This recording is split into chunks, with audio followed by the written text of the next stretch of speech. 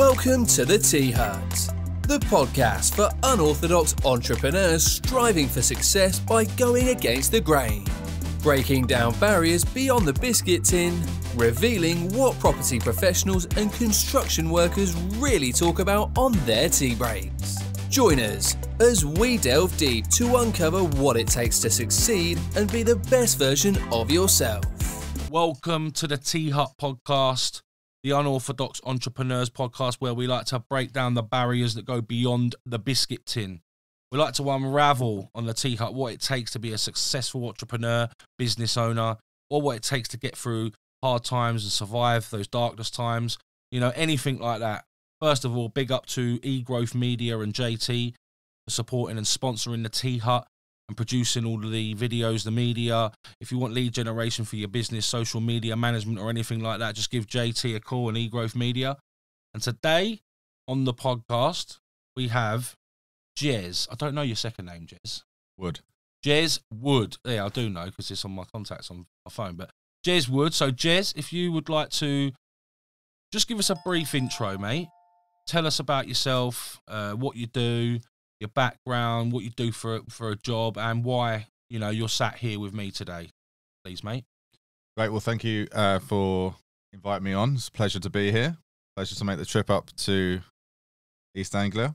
Problem. So yes, I am Jez. I live in London currently. I am one of the founders and directors of Kove Property. So we're a property investment company. So I've been working in property for 3.5 years. Have our own portfolio based in the Northeast, and we help investors to invest in property and cover all of the sort of end-to-end services for them. Prior to that, I had a bit of a mixed background. I was in hospitality for a while. Run a couple of businesses in hospitality. I had my own business as well, catering business. And before that, I worked in charity and corporate sector, working with people like Deloitte, Deutsche Bank, Bank of America, managing contracts. But I've always been very much sort of into and passionate about business and entrepreneurship. Did a business degree.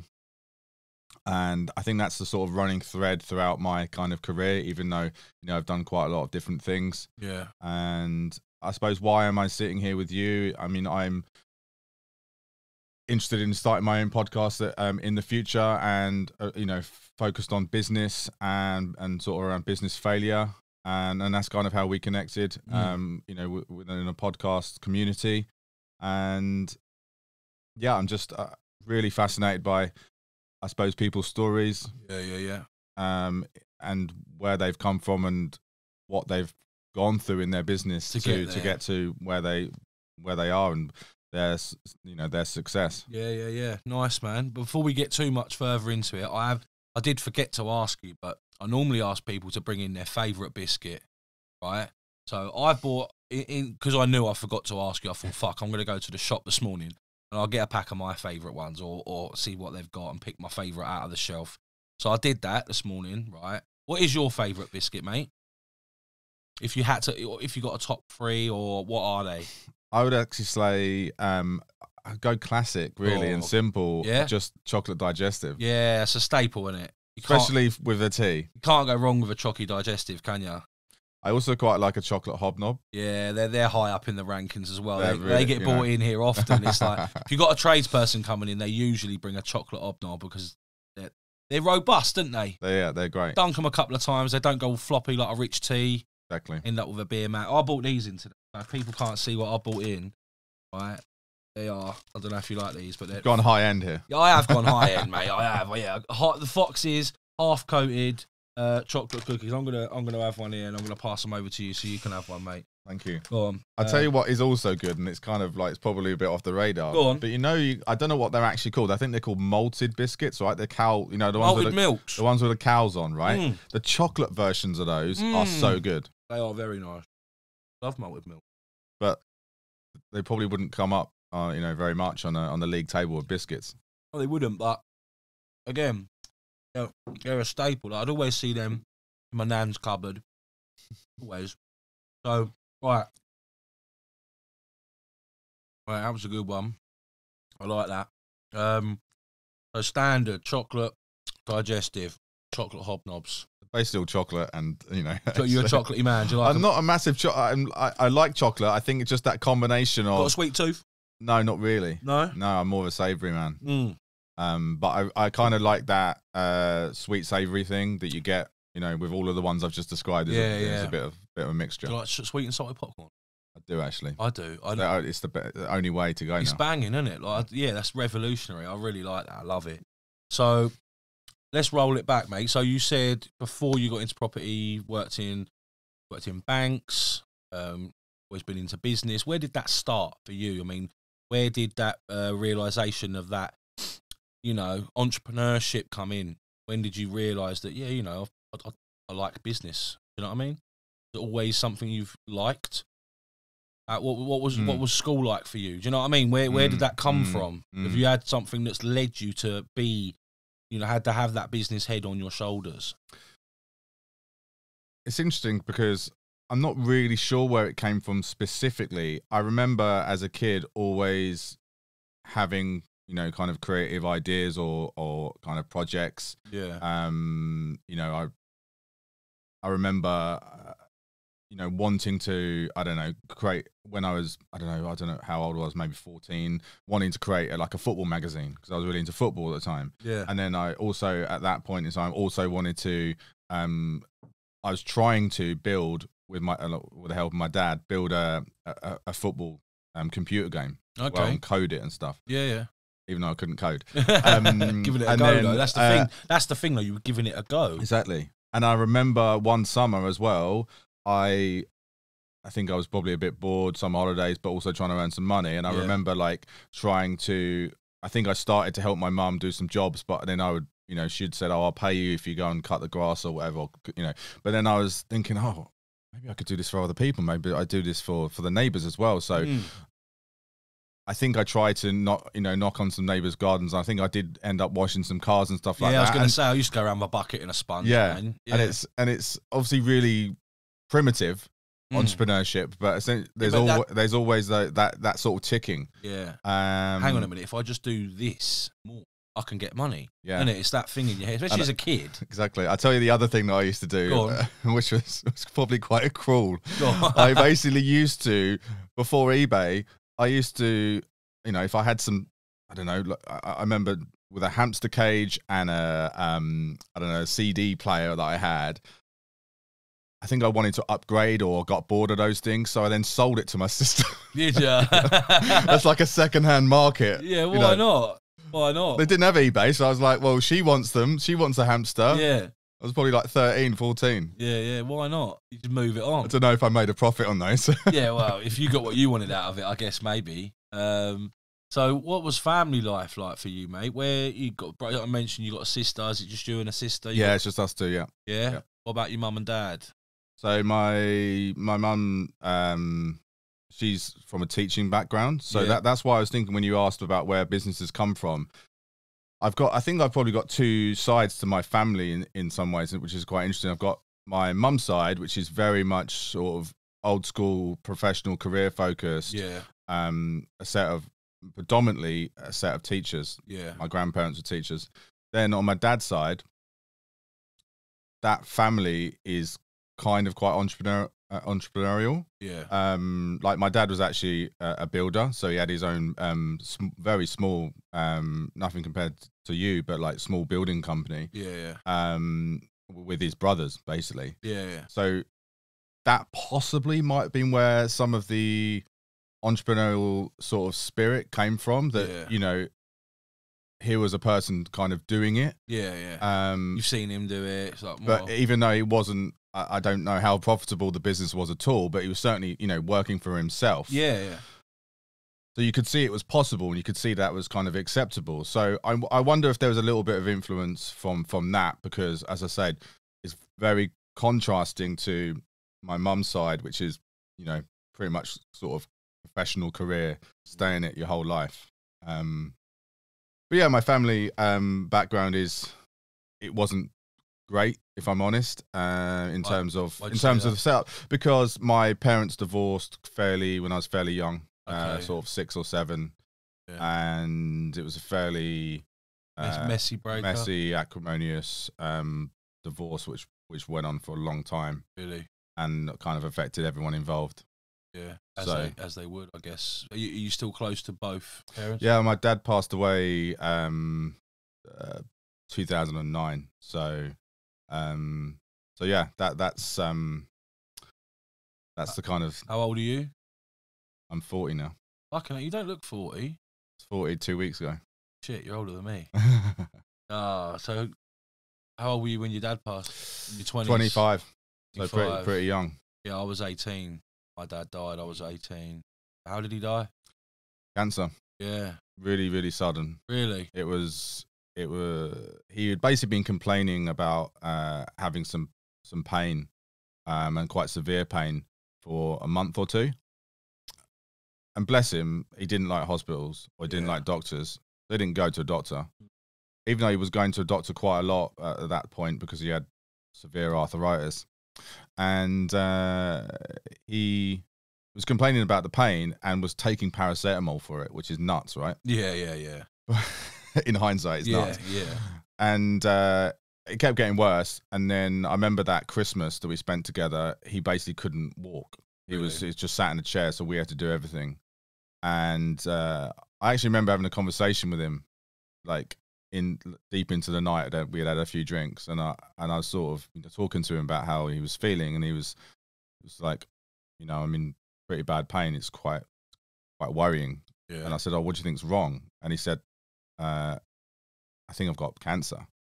And I think he was very kind of research led, so I think he'd probably done a lot of reading on the internet, which is always dangerous. It is, but to self-medicate. But yeah, essentially he was right. Yeah.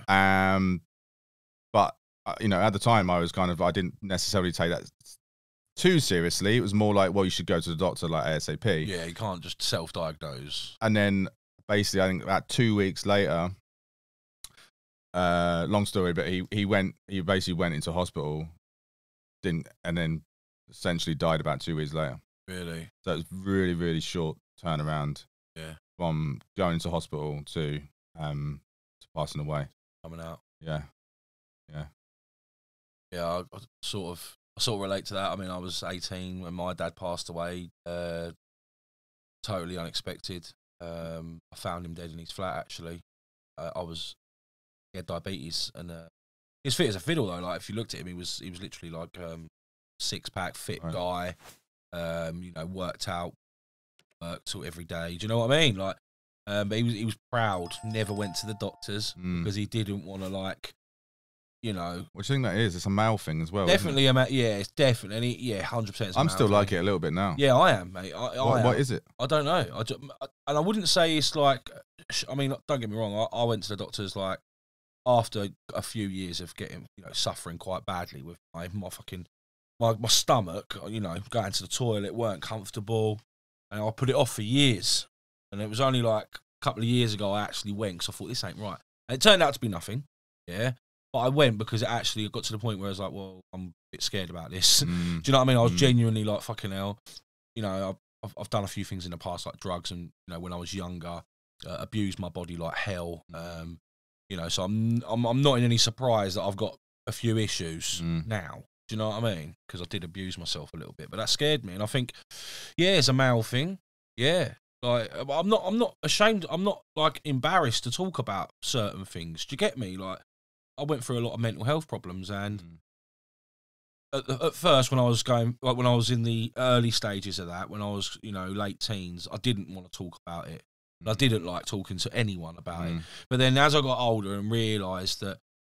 To self-help, and because the NHS weren't necessarily able to give me the help that I needed when I needed it as such, or a few different things, and I realised that I went to a private. I paid for myself to go to a private counsellor, and that was the first time I truly opened up about how I was feeling and how I'd felt to someone who was willing to listen. And it helped me like fuck. Like, was after your dad passed? Oh yeah, mate. Yeah, my dad died in 2008, so around the same time, or just a year before yours did. And this, I didn't actually get this private counselling, and I was 18 at that point when my dad died. I didn't get the private counselling until I was about 28. So, and I needed it. Do you know what I mean? I'd literally, my dad died, and I locked the box. Do you know what I mean? Because my little brother was only 13, and the way that it happened, I found him. Like I won't go into it too much, but me and my brother had an argument that day. My mum and dad weren't together. My dad lived in his own flat. Me and my brother had a little stupid argument. We were kids. Do you get me? Like, he run off up to my dad. I'm going to see my dad. I was like, oh, fuck off. You know what I mean? I got up there, and my ex-girlfriend lived in the flat below. And she said, oh, your brother's upstairs trying to kick your dad's door in. I was like, you what? Like, my dad would go fucking mad if he fucking catches him doing that. My brother was like, Dad's not in, he's not answering his phone, all this, that, and the other. And I was like, listen, if he catches you booting his door in, he's going to go mad. Like, he's like, no, something's wrong. Well, you phoned his work. His work said he hadn't been in for 3 days, and we were like, hang on, something's not right here. Right. So I just said, look, I'll kick the door in, but if he fucking has a go at me for this, you're fucking in for it. Do you know what I mean? So I did, and he was on the floor in his bedroom. He'd been there for 2 days, Ed, and I literally turned around, shoved my brother out of the room. So I don't know if I don't think he saw, I don't think he did, but I did. Do you know what I mean? It didn't look very pretty at all, and yeah, I locked the box, mate. Do you know what I mean? Because my brother was young, and I felt like I had to be strong for him and my mum and like the rest of the family and all this. I felt like I couldn't grieve. Do you know what I mean? And I had loads of other stuff, ego. Do you know what I mean? I wanted to feel like I'm strong, I can handle this. Do you know what I mean? And really, I did. I got through it, and I rarely fucking, broke down emotionally. But then I started to after a few years when I got a little bit older, and like I started. Do you know what I mean? Well, it's delayed grief, isn't it? Yeah, man. Like it come out in many ways, and yeah, it fucked me up for a few years. Yeah, I lost my way big time.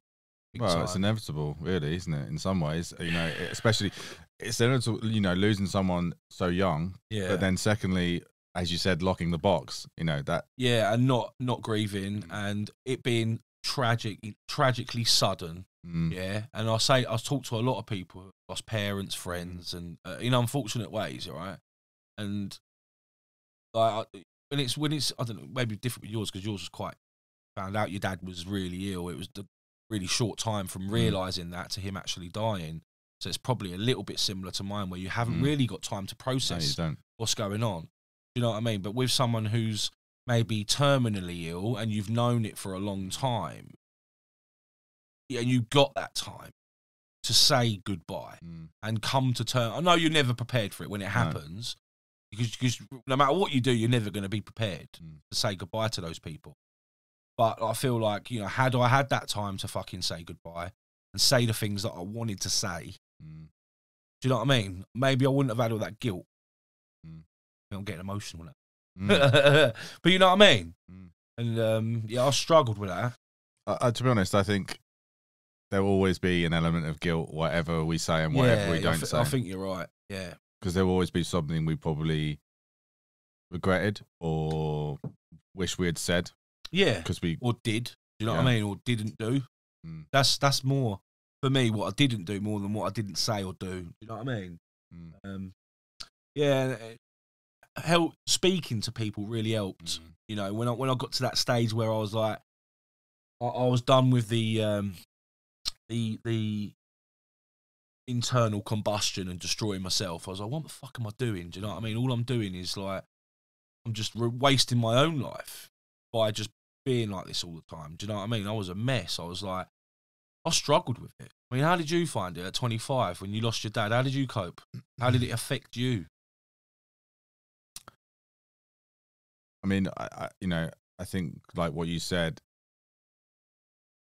it doesn't hit you straight away. I remember, I still remember the funeral very, very well. Yeah. And I was numb for the whole day. Didn't show any emotion. Was, that classic sort of laughing at mate. I was laughing at my dad's wake. Right. Do you know what I mean? Yeah. I was laughing and going on like it was normal. I remember it. Yeah, and my understandably, my sister was in pieces. And I think it was probably the fact that I felt I had to, hold it together for her sake, and and I did a eulogy and stuff, and yeah, I did, which was hard. But again, it was, to know. I think I just felt that I needed to be strong that day. Yeah, I can totally relate to that. And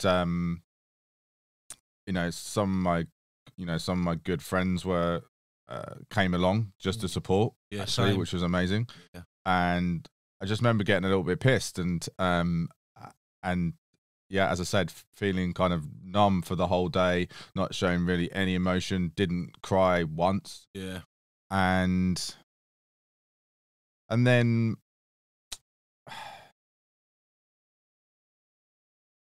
think I went back to work quite soon, because I just wanted to probably bury your head. Yeah, I think so. I think that's what it was.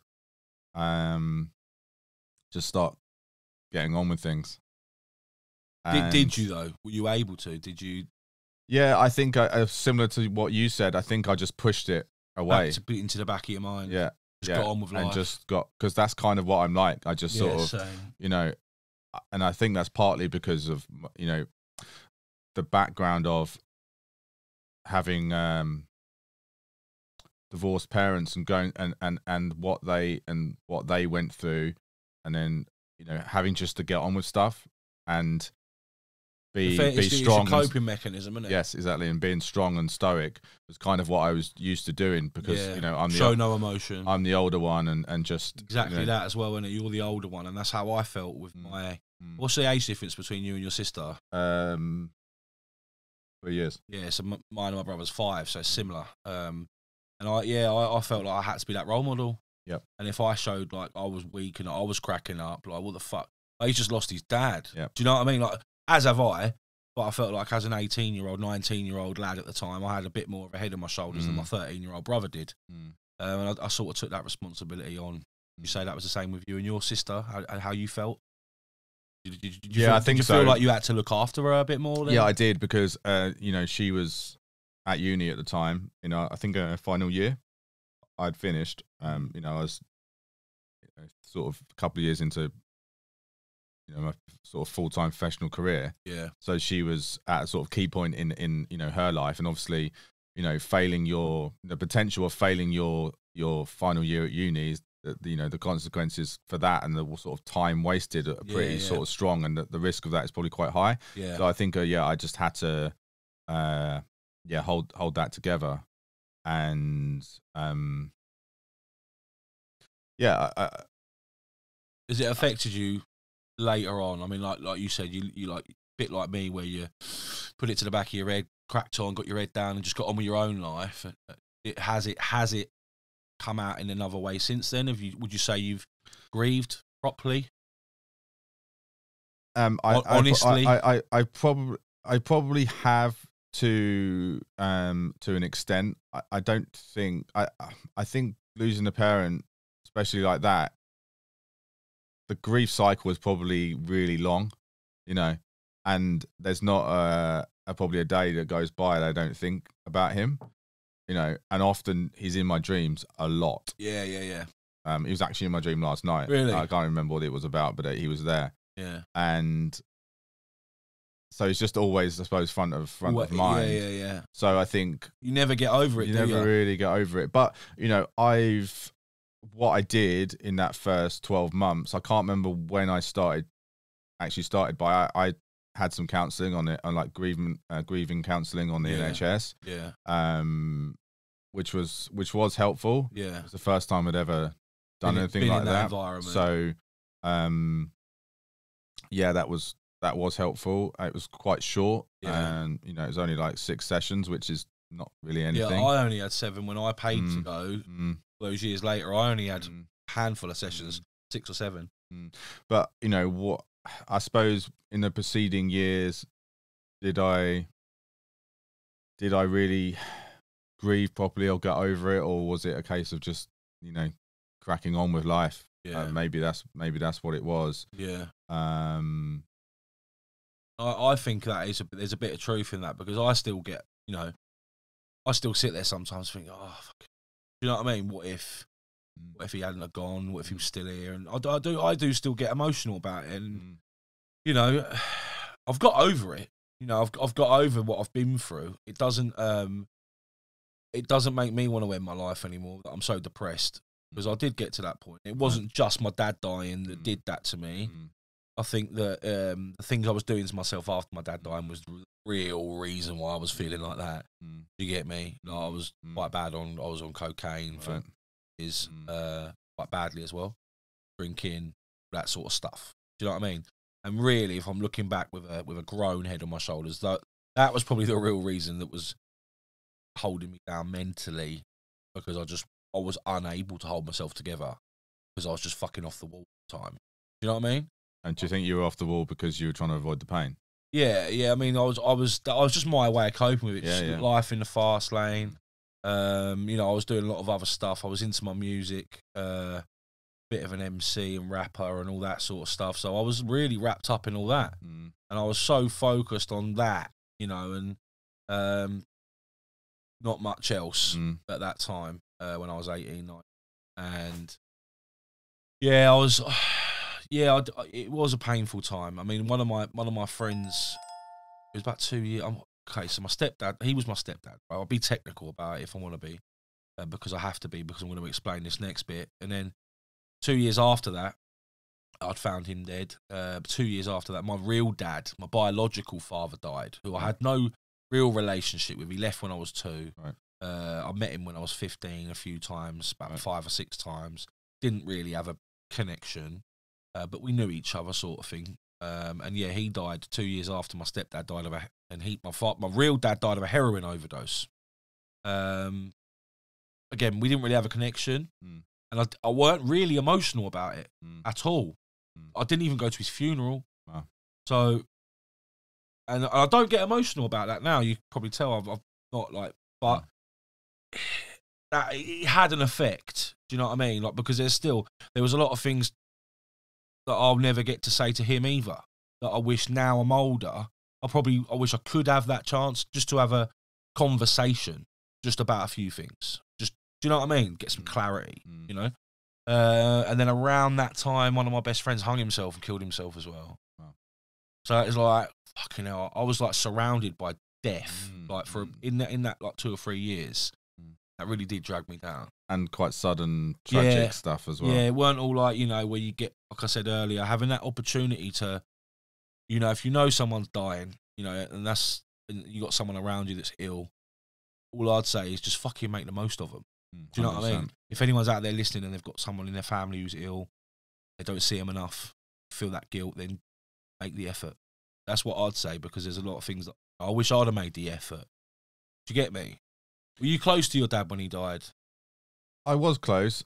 I think I was, and we were talking about kind of guilt and regret earlier, and I think, you know, I definitely probably regretted not spending more time with him. Yeah. But I imagine that's probably the case for anyone. Yeah, of course it would be. However much time you spend, you will always probably want more once they're gone. Yeah. So we weren't emotionally close because he wasn't really an emotional person. Okay. But we were close as in we were, you know, we got on. Yeah. We had some shared interests. Yeah. You went and see him. You used to make time for him and that. And yeah, I really enjoyed his company and having a drink with him, and it's those little things you miss. He was really into food, he was really into music, and into football and all of those. So there was lots of crossover in our interests. So he was a good father-son relationship. Yeah. Isn't it? But just without some of the emotional side around, you know, I don't remember us ever saying to each other how we felt about each other. Really?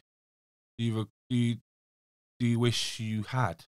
Like sitting here now, do you? Yeah, no, absolutely. And I told him when he was essentially lying with tubes, you know, in him. Yeah. But I think he heard it. You know, he It must be. I mean, yeah. I mean, I share that. Never said it to my old man either. Really have that relationship. You know, he was quite a, old school Londoner. Exactly. Stiff upper lip. He was a bit of a Jack the Lad. He weren't that sort of guy. No. Do you know what I mean? Exactly. And again, it's a male thing. Yeah. It's you've got a, when I was 25 at the time. You got kids? No. I was 25 at the time. Obviously, he wasn't emotional with me, and obviously that was the way that he brought us up. So I was just kind of used to that dynamic. Yeah. And I haven't obviously got I didn't have the wisdom that obviously I have now, and it just didn't. It felt like I felt kind of normal. It didn't. I didn't question it. Well, what you've never had, you never miss, isn't it? I think what you don't know, you don't know. And exactly. But like now you've obviously sat here and got older and realised that maybe I did miss that emotional connection. It must be quite. Well, I know it's been hard for me to sit there and think about it sometimes. Do you got kids? You got any visions of having kids? Are you in a relationship yourself? Yeah, I am. Coming up to 2 years now. Yeah, and we are looking to have kids. Trying. Yes. Yeah.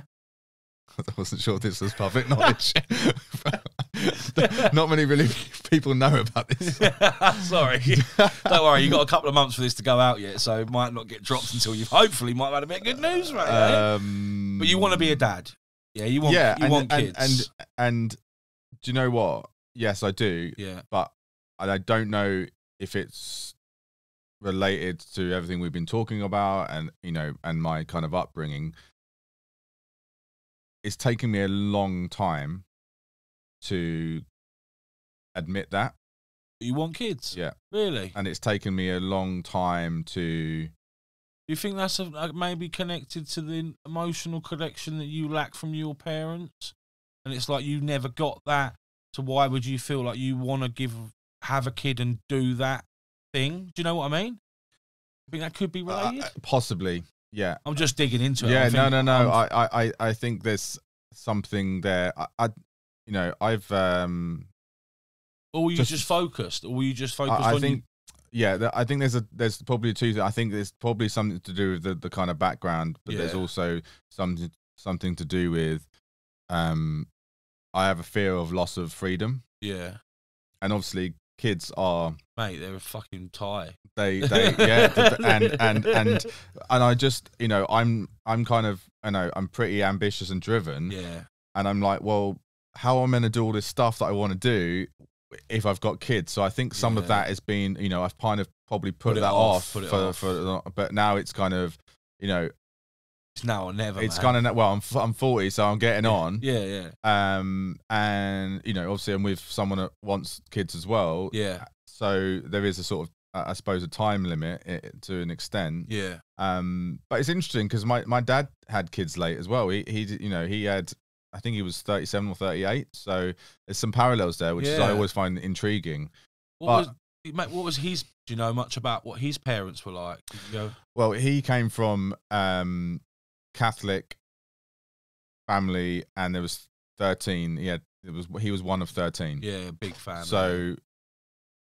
He probably had the similar sort of upbringing to how he. So I don't know much about his upbringing per se, other than the fact that that's a big family. It's a big family, and he wouldn't have got all the attention that a kid would have needed being one of 13, would he? Really? Do you know what I mean? And maybe that was just his way. When you bringing you up, not saying he was a bad dad, but what I'm saying is like you are a product of what environment. Absolutely. You're brought up a certain way. The chances are you're going to raise your own children in that way, aren't you? Do you know what I mean? And I know from anecdotal stories from my family that it's basically the older sisters who brought up the younger kids. Yeah, which was probably quite common with larger families. Yeah. So does that? I don't know. Obviously, they're taking over the sort of role of the parent. But does that mean you still get the because the motherly love. Yeah, because you need the biologically and psychologically you need the the parental sort of the love skin and on support. skin, mate. Do you know what I mean? When you have your own child, you'll know, because I was like, what? But I know what that's all about. Like having your kids on your chest when they're babies and creating that bond with them, and do you know what I mean? There is something behind that for sure. For sure. Hence why, you know, probably a lot of people that go through the care system and don't have their real parents around have that emotional detachment that you've spoken about, because they've never had that. You know, how can you give something that you've never had? Yeah, you can learn how to be, you know, how to get in touch with emotions and things like that, but how can you give something you've never had? You know? It's true. That's what I think anyway. So, yeah, but, you know, it's nice to, you know, you said that it took you that long and you've admitted that to yourself that you want kids. I mean, when you say you've never admitted it to yourself, did you literally just used to say to yourself, I don't want kids? For a while, yeah. Yeah? I think I was always, and still, and, you know, probably up until last few years, have been fairly ambivalent about it. Yeah. But I think earlier, you know, in my sort of 20s and probably early 30s to an extent, I was probably kind of like, was probably on, you know, on the spectrum, probably more towards the no than to the yes. Yeah. Why was that then? Well, did you have I think certain ambitions with what you wanted to do with? I think it's probably a lot of things. It's certainly what I was saying was like, I don't feel like I've got enough time to do all the things that I want to do, and be a father, and obviously being a parent completely changes the dynamic of everything that you do. Yeah, man. So there's definitely a lot of that. I think also some of it was, and I still have this to an extent, was kind of like, this world is obviously has some challenges, and, you know, thinking about things like climate change, for example, and I was sort of like, well, if I have a child now, what the hell are they going to be growing? What sort of world are they going to be growing up in within 20, 30 years time? Yeah. Like, do I want to bring a child into that environment? Is it a bit selfish to, you know, to want to do that? So that was also on my mind. So I've always been, there's just been an ambivalence to it.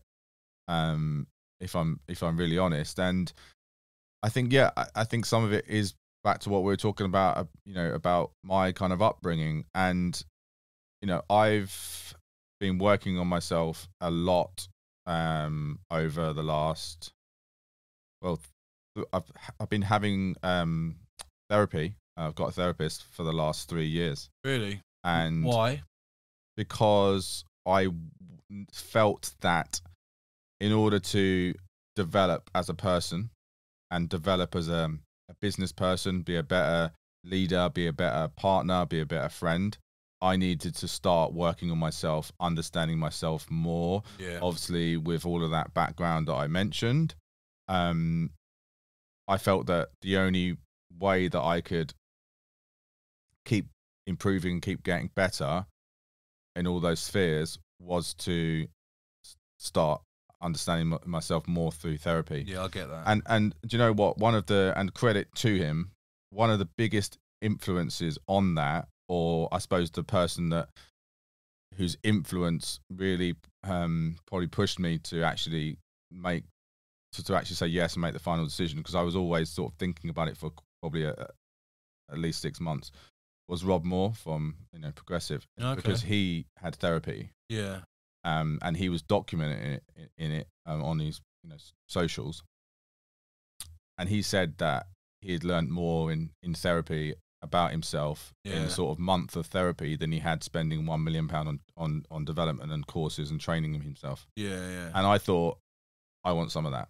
Yeah. And I'm really passionate about sort of mental health and how it is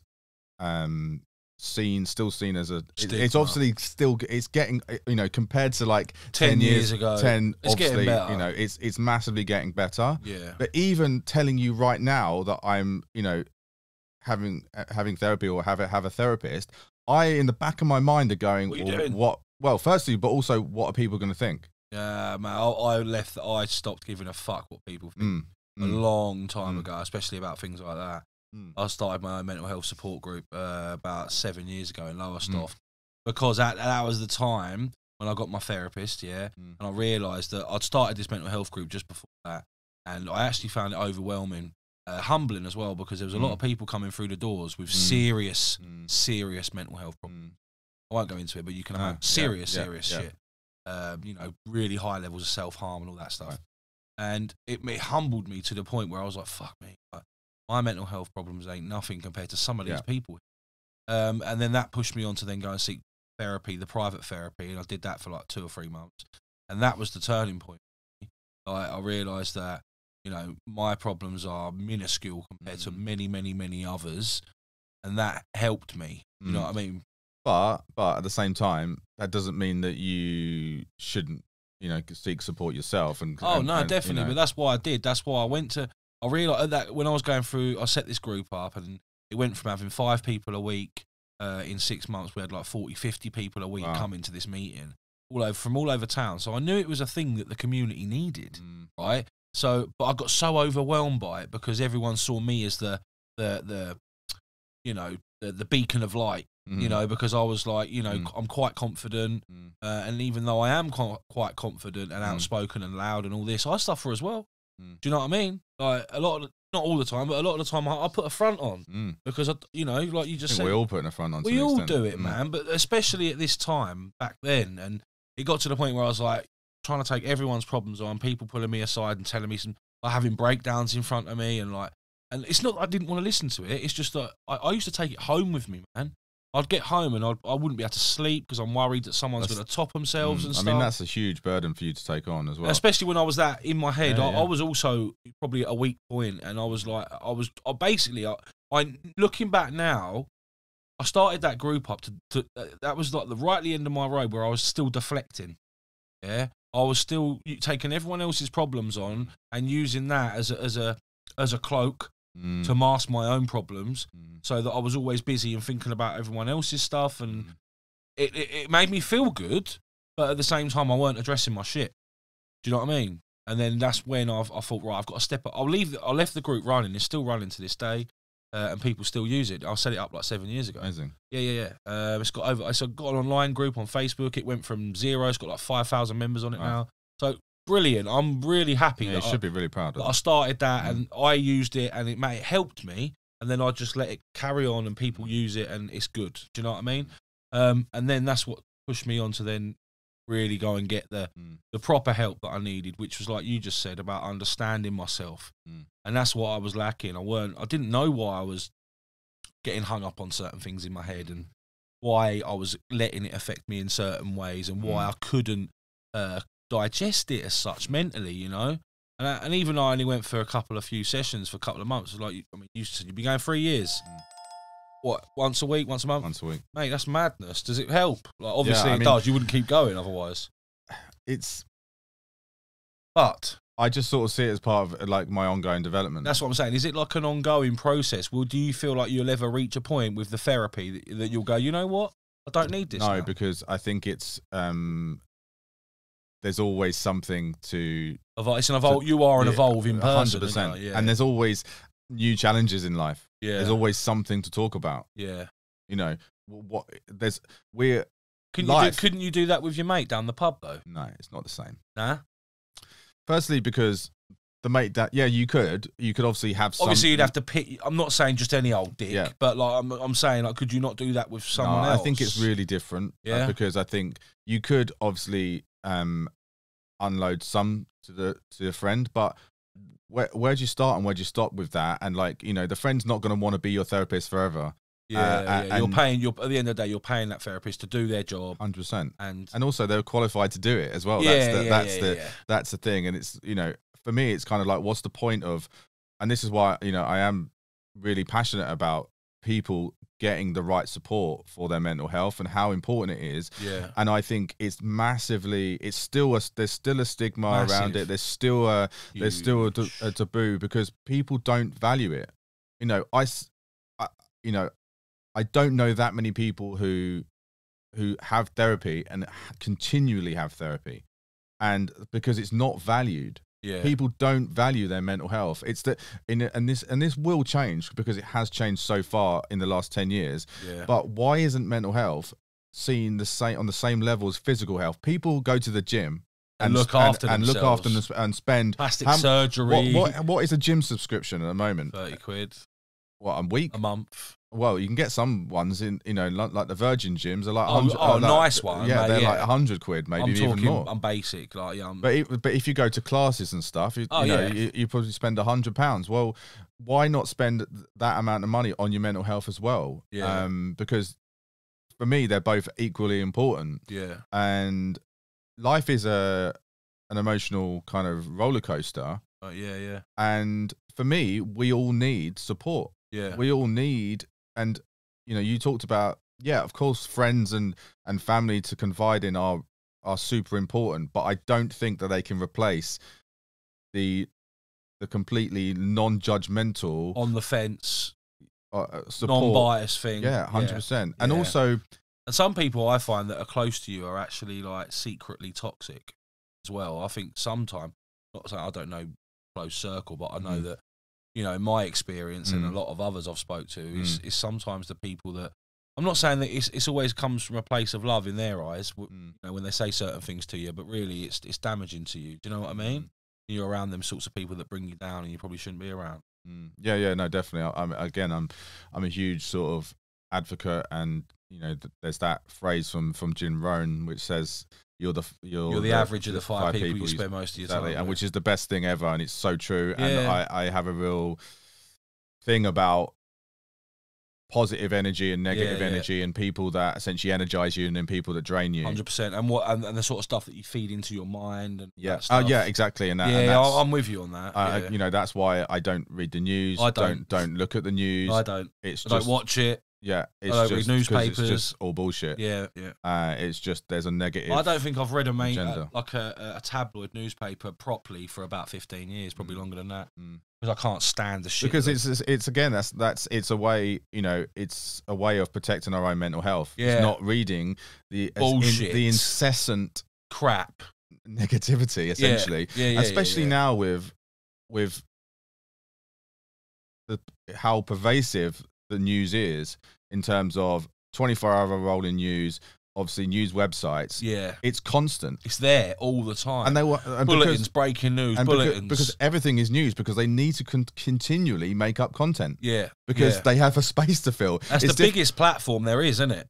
So it's different to like old school, when you just had a newspaper. Yeah, because they only have to fill the news once a day. Yeah, but now they have to fill 24 hours of news 360 days a week across 10 different platforms and 50 different channels. So that's why it's like everything is news. Yeah. It's mental. And like that, it's not just headlines and like things that are going on in the world now, like current affairs. It is literally like, Boris Johnson's gone and bought a sandwich from Greg's. Yeah. Bosh. Do you know what I mean? It's like, fuck me. And they will probably have a minute by minute on that as well. Yeah. I can't stand it, mate. Like I say, I haven't read tabloid for many years. It used to drag me down. I remember when I used to read it, and I used to feel bad after reading it. Like, fuck me, like it's just a load of bollocks in there. I don't have anything on my phone, like any updates from news. No, me neither. If it's on the telly, I'll turn it off actively. I won't watch it. My missus tries to talk to me sometimes about what's going on in the world, like and I'm like, what? I didn't even know about that. And she's like, it's on the news. I'm like, I don't fucking watch the fucking news. You know what I mean? Because it makes me feel like shit. Yeah. Like, it really does, and I think they do that for a reason. There's a reason behind that. 100%. And also, I don't think it's a coincidence that, levels of anxiety in people have gone up. Fucking is it not? No, mate, 100%. With social media and the news. Mate, everywhere you look, it's like death. Like, the end of the world is coming and fucking all this bullshit. And it has, let's face it, it's been like that for years. Since, remember the Millennium Bug? Yeah. In 2000, and they said that this fucking thing was going to come and wipe out fucking everything. And do you know what I mean? That sort of stuff's been going on for fucking years. Right. But now the internet's a thing. It's like you said, it is in your face constantly. Like if you're on social media, which I am a lot of, and you're deaf scrolling, you get caught, and you're like, fucking hell, like, I've just been sat there for 20 minutes looking at bullshit. I know. And it is just crap a lot of the time. You know what I mean? What's your opinion on social media? Damaging? Good thing? I don't use it that much myself. A long while ago, I was on Twitter and used to use that for work, and that, this was probably 5-6 years ago, and essentially Twitter just became just a load of idiots, and I just didn't want it in my life, so I deleted that. And same with Facebook to an extent. And didn't have that on my phone for a while, for a few years. But I think because of where I am in trying to grow a business and build your brand, build a brand, and in that entrepreneurial space, social media in terms of that is really necessary. And for our own business, it is our main marketing tool, and we get a lot of benefit and a lot of clients from it.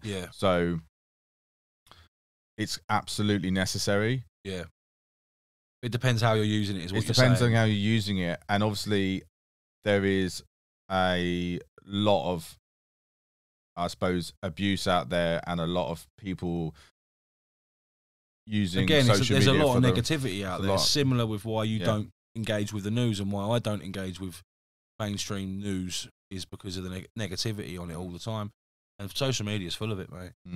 Especially, definitely, it's crazy. And I think where I started to dislike it was probably around Brexit, because it just becomes so polarized, and there's just so much. And people say people say some ridiculous things online as well that they'd never ever say to someone's 100%. Face. And that's what pisses me off about it. And I was just like, I don't need this in my life. I don't need this amount of negativity, and it's bullshit. If, whatever side of the fence you sat on, is fairly kind of polemic, and I just wasn't interested in engaging. Probably even hearing both sides to an extent. I was a bit like that. Especially, the people that wanted Brexit, because it just, a lot of that was just racist nonsense as well. It was just fueled by hate. 100%. Propaganda. The whole thing. I didn't really care for it. You know what I mean? Like you said earlier, where you don't care for certain things, that was me on that. I just did. And the whole COVID thing, mate. Like, I didn't really care for any of it. I worked through COVID. I'd building company. People didn't mind me working in their gardens or part of their houses if they weren't in that part of the house. I did it. COVID really didn't affect me. I mean, again, with the media thing around COVID, I know it was obviously unprecedented and such a unique time, but that thing of, I knew people that would, the first thing they'd say would be like how many COVID deaths we'd had that day. It's like, shut up. What? Like, shut the fuck up, mate. Is there other things to talk about? People die every day. But that's what used to get me as well. It's like, hang on a minute. Like, oh, well, these people died. I'm like, what about all the other people that have died from this and that and this and that and this and that, and the fucking genocide that goes off across the world? People get murdered by armies of people, by governments, and you don't even bat a fucking eyelid. And then all of a sudden, now that we can't go out of our house, you give a shit. Do you get me? That's what annoyed me about it. And not, I don't really read the news, but I know what's gone on over the years and shit like that. And that's what used to annoy me about people and their opinions on COVID. It's like, oh no, these people are dying. I'm like, hang on a minute. You don't really give a fuck about those people that are dying. You're just pissed off that you can't go to Tesco's. Do you know what I mean? And that's what it was. That's what I feel, because no one really gives a fuck when there's real problems going on out there in the world, and people are getting, little kids are getting fucking murdered in wars and shit like that. And do you really care about COVID deaths? I don't think so. But you just care that it's affected day-to-day routine. Possibly.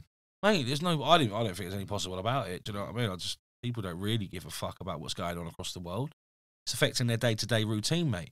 They can't go down to fucking Jen's Cafe and have a latte and talk about everyone else's family with their shit cunt friends. Do you know what I mean? And that's my opinion. Anyway, do you know what I mean? Did you get COVID? Did you have COVID? I had it, yeah. I mean, I had it quite late. Actually, I had it really late, actually. I think I only got it last year. Did you?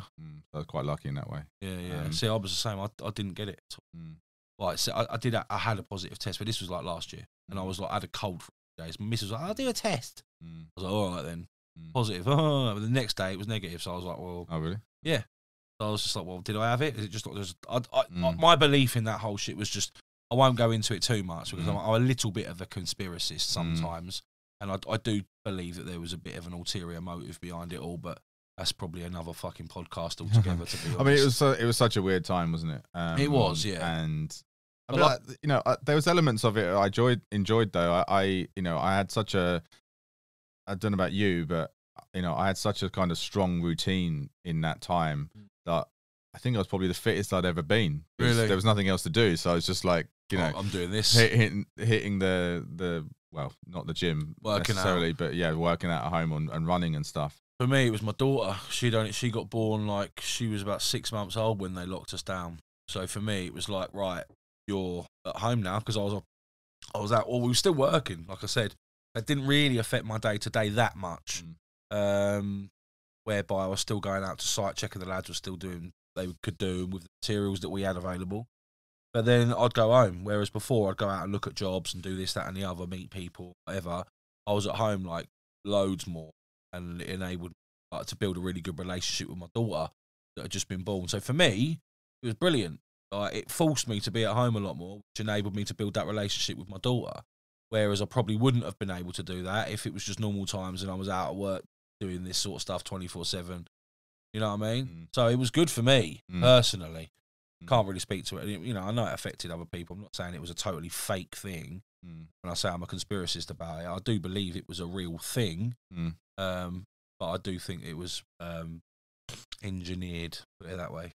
I mean, I think a lot of people were grateful.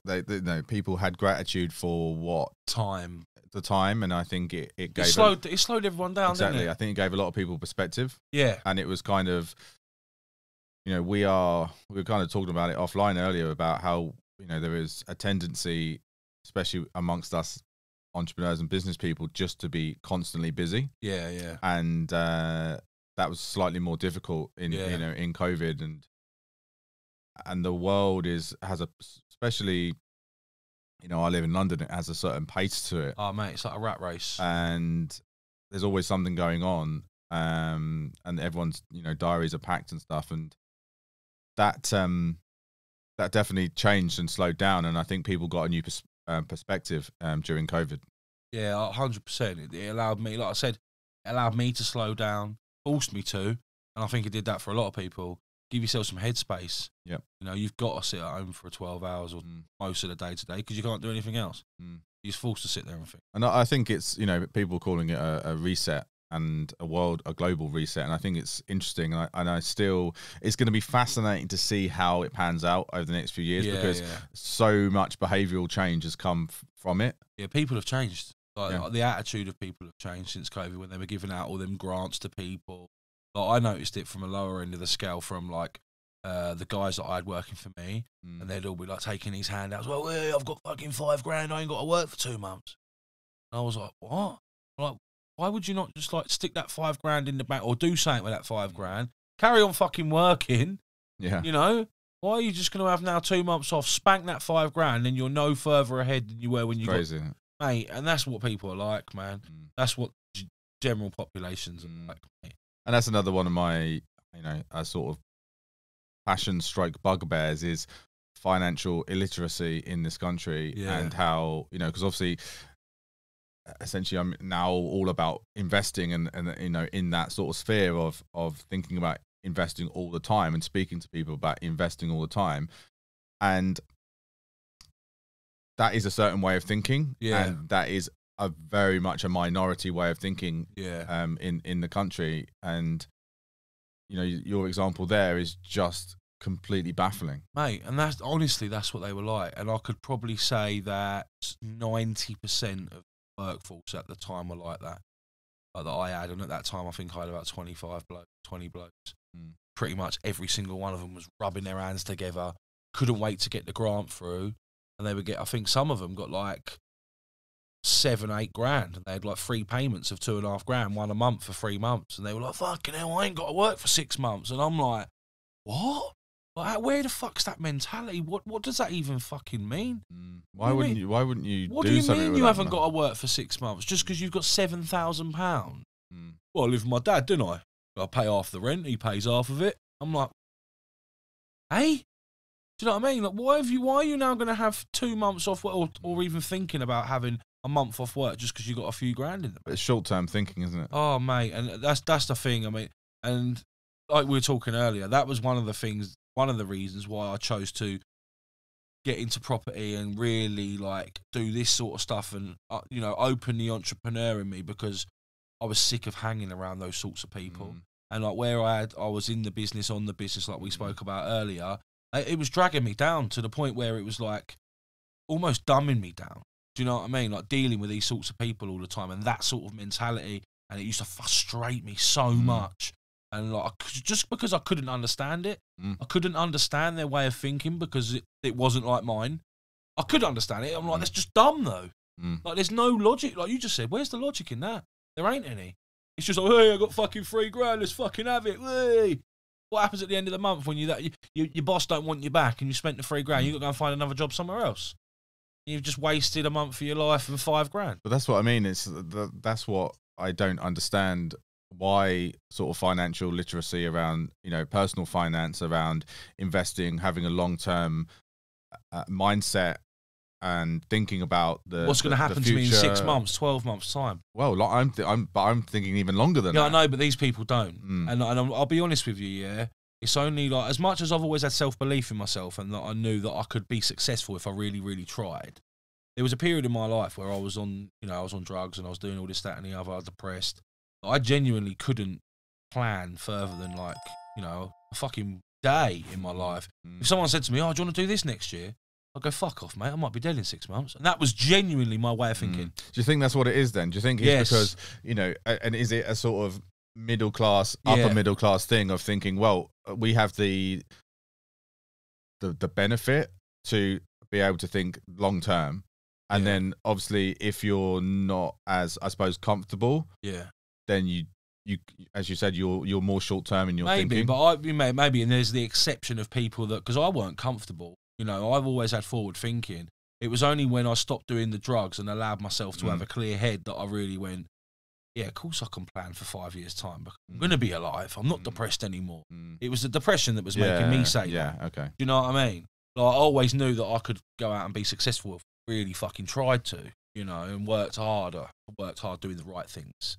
You get me? But that's belief, isn't it? Yeah, that is belief. And then obviously, some of the people you may have been describing, they probably didn't have that belief. Yeah. Yeah, they did not have that because they were never told they could.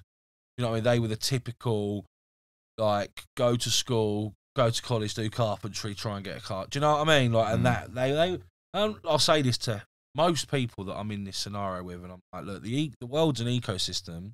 And in this ecosystem, we need worker bees. Yeah, you're right. Yeah? And if everyone aspired to be a successful Richard Branson businessman, it wouldn't be a very fun world to live in. Do you know what I mean?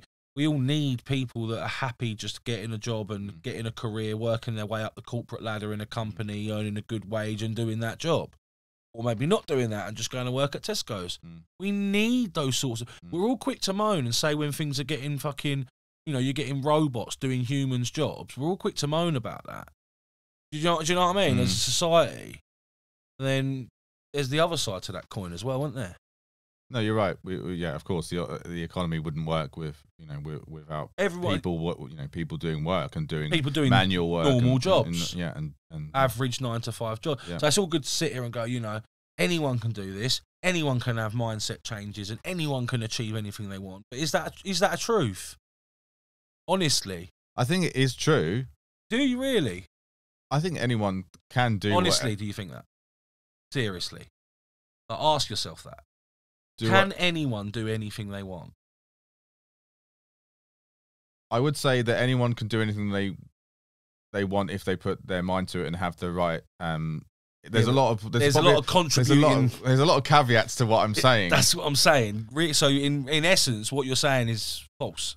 No, because essentially, if I'm not saying that there will have to be some limitations to that. Yeah. So it's not like someone can say, yeah, I want to be the next president of the United States, and you're English. And yeah. So yeah, there will be some, yeah. It will be relative. Yeah, I get that. It's got to be relative, but then I guess because I've met a lot of people over the years, and you know, in this arena, there's, you know, through training, and I've genuinely met people, and I've walked away from talking to them for an hour, and I thought they've just wasted their money. They're never going to do nothing. Maybe that's me being a bit judgy, but I kind of feel like you've got to be a certain way to get where you want to be in life. You know, I don't think rarely do you just float along and really achieve success. I know people got different measures but of that's success, what I'm saying, though. But that's because those people that you're talking about don't actually have the belief, the that belief they can do and it. the drive, which is mainly around the drive. Probably comes from the belief that they can actually do it. Yeah. So that's the difference for me. Yeah, I think you're right. You know, and I hate to sound cliche, but I think it is around that kind of mindset. Yeah. Around, do they believe it, and do they see, it's like self-worth as well? Do they see themselves worthy of that success? Yeah, exactly. And can they see themselves there? With have you ever heard that quote by Henry Ford? It's like, if you believe you can or you can't, then you're probably right. Yeah. And I believe that's so true. Like, if you genuinely believe that you can't, then you can't. But I think if you believe you can, then you'll find a way. You know, but I do also believe that there is probably the exception to that, where you are victim of circumstance, perhaps, and it's going to be harder for you to achieve certain things and be someone else trying to do it. Do you know what I'm saying?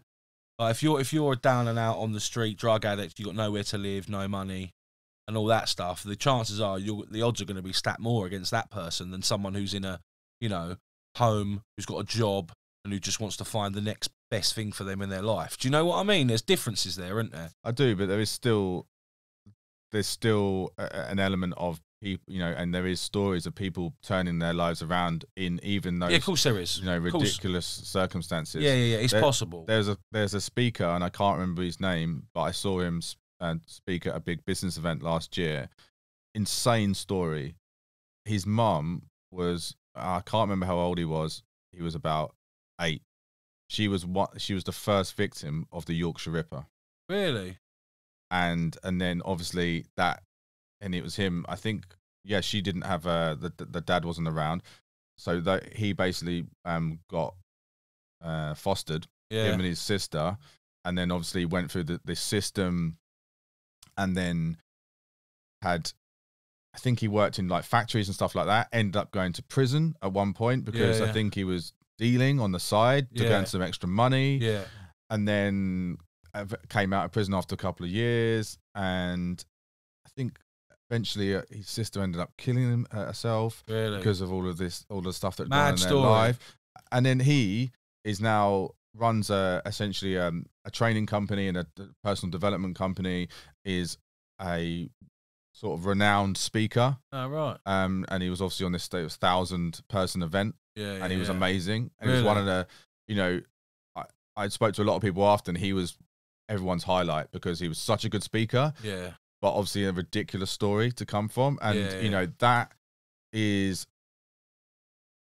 the extreme end of what can happen to people and the circumstances that they can grow up in. It's like, fucking hell, if he can do that, then... Exactly. And that's what his whole story is. And I think his company's called something like, I don't know, Believe, or something around belief, because that's his whole mantra and philosophy is, if he can come through that, as I say, which is very much the extreme end of the circumstances, the pits, then anyone can. I get you. So I mean, that's just and I have to tell you who it do, is, because I'm interested. You can put it in the show notes or whatever, but please do. I think his name's Richard something, but he like incredible story, inspiring, just a inspiring story, but just one of those stories that you can't believe it's not from a film. Yeah. Probably should be a film. Yeah. So what's next for you, Jez, in your, you know, journey? You're looking at doing next, you know, what's on the agenda for you moving forward?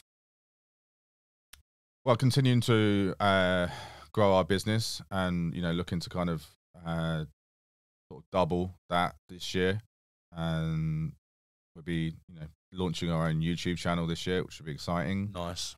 So that's sort of business wise. So all of that's, you know, definitely going in the, you know, in the right direction, and, you know, looking to build our sort of own portfolio, and then me, I'm looking to really start to do more creative things, because that's something I've realized that I don't do a lot of. And obviously I talked earlier about how I have, very much had a sort of entrepreneurial thread, and a lot of that is kind of creativity. I am, in terms of the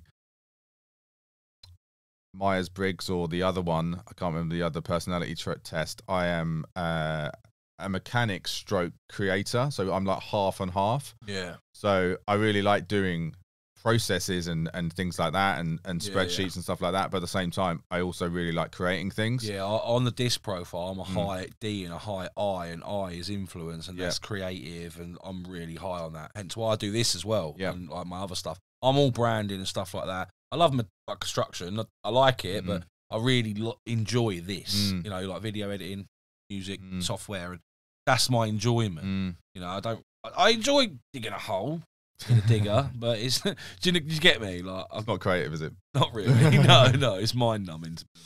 So yeah, I'm looking to do more things like that, more projects like that, and as I said earlier, I'm looking to start my own podcast this year. And it's around telling the stories around business failure. There's a lot of podcasts out there and stuff around failure in general, but this is specifically to entrepreneurial and business failure, because it's basically the type of podcast I would want to listen to. That's where I'm coming from as a sort of business owner and entrepreneur. It's telling those stories of people that have failed, but then gone on to potentially. But they might not, maybe even not have. But it's essentially telling those stories of people that have tried business ideas and they might not have worked. So it's delving deep into what hasn't worked. Why didn't that work? Which will loads of people. I'd find that really interesting to do. And I don't think there's much. I haven't found many podcasts out there that do that and tell that sort of story specifically around, because business. It's not. I'm not. There's loads of stuff around personal failure and setbacks and stuff like that, which is super interesting, but that's not what I want to focus on in this podcast. So yeah, it's around business failure and just helping people and new entrepreneurs, new business owners, to show them that you may need to, as the expression goes, crack a few eggs before you make an omelette. Exactly. Yeah. And that setback's okay, and it's kind of normal. Yeah, of course it is. I want to normalize it a little bit. Yeah, man. So yeah, that's kind of what I'm looking to do, and I'm really excited about that, about starting that, and the meeting people. I love having conversations like this, and don't get to do it as often as I would like it at the moment. A bit more, yeah. So that's where I'm looking to go this year, and it's kind of quite exciting, and I can see. I really enjoyed even starting to think about that and what it could look like. I get that. And starting to think about the branding and starting to think about all of the spin-offs that could come from it. Yeah. And just really getting, as I say, get my creative juices flowing. So that's kind of my plans. And yeah, I'm also doing speaker course, sweet 5-day speaker training course, which will obviously help with podcasting, but again, the whole speaker side of things is something that I would want to do, in the future, do more of. So that can very much sort of complement the podcast idea. And yeah, I think ultimately one of the things that I want to do ultimately is actually do more kind of coaching and mentoring of not specifically around property, but more around sort of the business end of things. And again, I think meeting people through the podcast and learning their stories will help with that at the moment. Because I'm currently a property mentor at Progressive Property, actually, and didn't know and that's been it's been quite a new thing. It's been 3 months now. Oh, has it? And I'm really enjoying that process. I really like helping people and supporting them and holding them to account, really, and really pushing them and getting them outside their comfort zone and challenging them. Yeah. And yeah, it's definitely something I would want to do more of in the future. So what are you training in? What are you mentoring them in? I'm just one of the general mentors on the academy. Okay. On their property academy, but a lot of people do come to me who are looking at either sort of sourcing, or service accommodation. Cool. So how can people connect with you and find out about your mentor? I didn't even know you'd done that. So if people wanted to look into a bit more how they can connect with you online. Yeah, I'm at Jezwood on Instagram and LinkedIn and Facebook. So do connect with me there. And yeah, look out for details of my podcast, which will be coming in the future. And if you want to follow my property business as well, it's just at koveproperties.com or at Kove Properties on Insta and all the other channels. And that's Kove. I was going to say that's Kove with a K, isn't it? Yes, it is. Nice. It's different. Nice one, mate. All right, well, I'm going to wrap it up there. It's been good chatting to you, mate, and getting to know pleasure. you. Thank you so much for coming down. Thanks for having me. It's been great. Hope you've enjoyed it, and I look forward to hopefully being a guest on your podcast, because I've certainly made a few failures. I'll probably let's do it. To share with people. You got a name for your podcast yet? I'm thinking about, the working title is Thriving in Failure. I like that. Yeah, I like that. I've got some other ideas. I'm just, I'll probably put it out to a vote in the end and get some more opinions, but that's my working title. Yeah, I like that. Nice. I look forward to listening to Thriving in Failure then, mate. Well, good luck with it anyway, Thank mate. you. And everything else you're doing. Jez Wood, everyone. So thanks for coming in, Jez, and good luck with everything you're doing in the future, mate. Pleasure. Thanks for having me. Cheers, mate. Thank you. The Tea Hut, proudly brought to you by eGrowth Media.